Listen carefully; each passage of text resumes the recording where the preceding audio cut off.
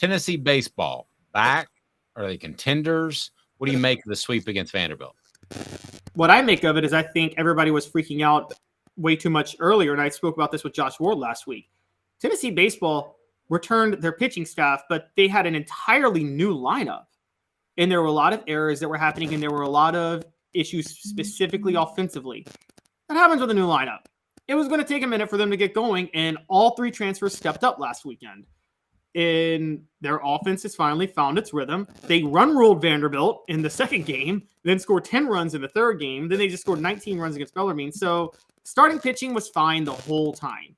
It was the defense and the lineup and the hitting that needed to step up, and it's happening now. And I think that was naturally going to happen. You just had to get guys used to playing at this level. That happens in baseball. Tennessee baseball coverage brought to you by City Heating and Air Conditioning. Integrity matters. cityheatandair.com. And they will make sure that your new unit is perfect for your home, or maybe you don't need a new unit and you can save thousands. Gene says Tennessee baseball is just fun. Again, brought to you by Integrity Matters. Go to cityheatandair.com. City Heating and Air Conditioning.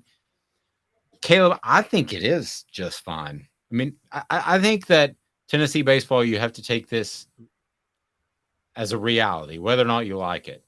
You get above, I don't want to say the Mason-Dixon line because that's a little bit higher, but you get above the Atlanta line, and then you start to fight something that schools like Miami and Florida don't have to fight, and LSU don't have to fight. And that's the fact that you can't play and practice year-round. Okay, so that's always going to be a struggle. Now, you had to fight Vanderbilt because they found this loophole in which they were able to offer basically full scholarships, which Tennessee could not do because of financial need, which unfortunately I know too much about with my son. So it is Tennessee baseball isn't as exciting because they don't have guys rounding second, given the one finger salute. But that doesn't mean it's not a good, stable program. That doesn't mean that Tony Vitello forgot how to coach. You had something pretty special last year. You had that a couple of times in Tennessee basketball. They didn't win a championship, but they knocked on the door, so you got excited. It was you against the world. I get that.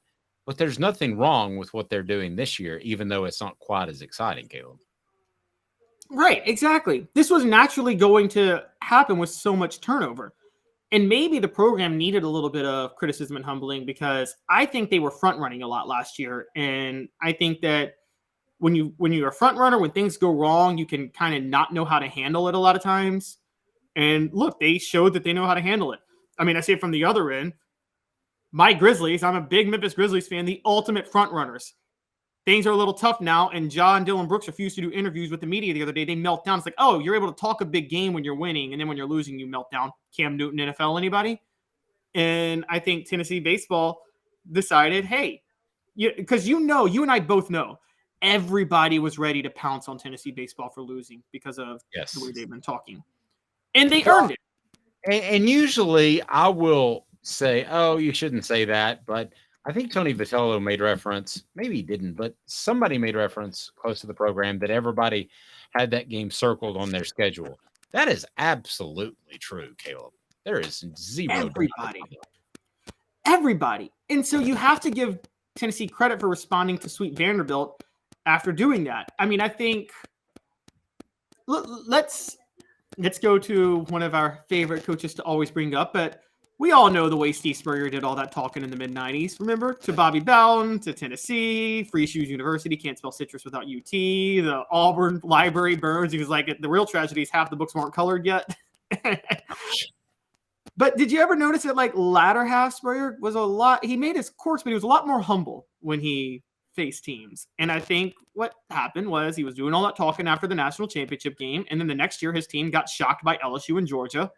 And he really never got close to an SEC title again, except for 2000. They've got Mississippi State, not counting midweek games, Georgia, Kentucky, and South Carolina left. If you look at the standings right now, they're behind Kentucky, ahead of Georgia. way behind South Carolina, who leads the East. So Tennessee right now, 27-14, 8-10 in conference. They need to be above 500 in conference. If they do that, considering Gene pointed out they lost 8 Major League Baseball players from last year's squad. Listen, if they're 500 in conference and they make the SEC tournament, they make potentially the NCAA tournament, that to me is a pretty darn good follow-up year to what was a historically crazy good year last year. Easily. And as you and I both know, just making the SEC tournament, just making the NCAA tournament, you have about an equal shot as everybody to win. It's the most gimmicky tournament. It's more gimmicky than March Madness. It is a complete crapshoot. I don't think the number 1 overall seed has won the tournament since 1999, I think. And last year, Ole Miss won it all, didn't they? Wasn't Ole Miss the base? I think Ole Miss won it all last year, and they were 14-16 going into the tournament. So I just, anybody can win this tournament. It is the luckiest tournament there is. So I think that Tennessee will be fine. Heck, even if they, like right now, I think they'd still be in the SEC tournament, but the SEC is so loaded. Even if they don't win the SEC, even if they don't get to the SEC tournament, you still might see them get into the NCAA tournament.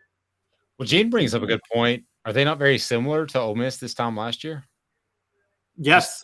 Just kind of middling there, in middle of the pack, and they're not drawing great attention to themselves. Could they be the Ole Miss of last year? Yeah, and it would be ironic if that was how Tony Vitello ended up winning a championship at Tennessee, because he got so much pub for the craziness that went on last year. But it's not outside the realm of possibility, that's for sure. How many times has that happened, though? Look at the NFL. How many times did Peyton Manning get a top seed and get bounced out in the first round, and then the year he wins the Super Bowl was the year the Colts were a wild card team? The playoffs are such an element of randomness. And as Travis pointed out, baseball is a streaky sport. I always thought last year in the 2022 season that at some point they would lose their mojo a little bit, and maybe they did in the playoffs. Maybe that's what happened. Was it Notre Dame, excuse me. Maybe that's what happened. Maybe they lost some of their confidence. I happen to think that they got a little bit too big for their britches at that point in time. But I thought it would happen at some point during the season where they would hit a lull. They've already hit their lull.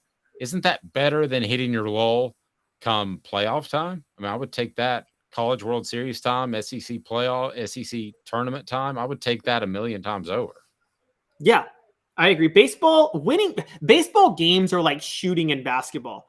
You can be in a slump and you don't know when you're going to hit that first shot, but you hit that first shot, you're going to hit 10 more after that. Baseball, you don't know when that first one's going to come, or that first the first part of the hot streak's going to come, but then you hit it and you're hot for forever. And so you're right. You want to hit the lull in the middle of the season. The last 2 champions entered, I think, unranked. Now, Mississippi State wasn't like Ole Miss last year. Mississippi State was 20-10 and second in the West in 2021. But nobody saw Mississippi State winning the College World Series that year at all. So Tennessee could be one of those teams this year.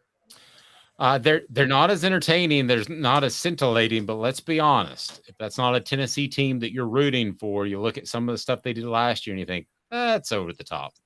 I don't want to take my kids to see that. That's not good sportsmanship. Let's be honest. That's the way it was. Flipping off the camera at a home run. Yeah, no reason for that. Listen, you'd rather win a championship with a bunch of jerks flipping birds and all. I'm not saying they were jerks. You'd rather win a championship any way you could do it. But if you had a pick, you would like to do so with a little bit more humility and sportsmanship than the Vols showed at times last year. I think that's pretty evident, right? True. On the other side, one of the reasons there were so many things that were gotten wrong. I don't know if you remember ESPN falsely reporting Evan Russell being suspended for PEDs or failing a drug test last year. And in reality, he was dealing with a mental health issue. If I'm Evan Russell, if I come back and hit a home run, I'd be flipping the bird at the ESPN cameras at that point. Because that's a really serious thing to say. Are you a big bird flipper, for the record, Caleb? Just with my friends. Not on camera. I asked Cooper Mays if he was a big high fiver. Because 420 was also National High Five Day. Did you know that? So two ways to get high. Yeah. It's pretty good. I'll leave you with that.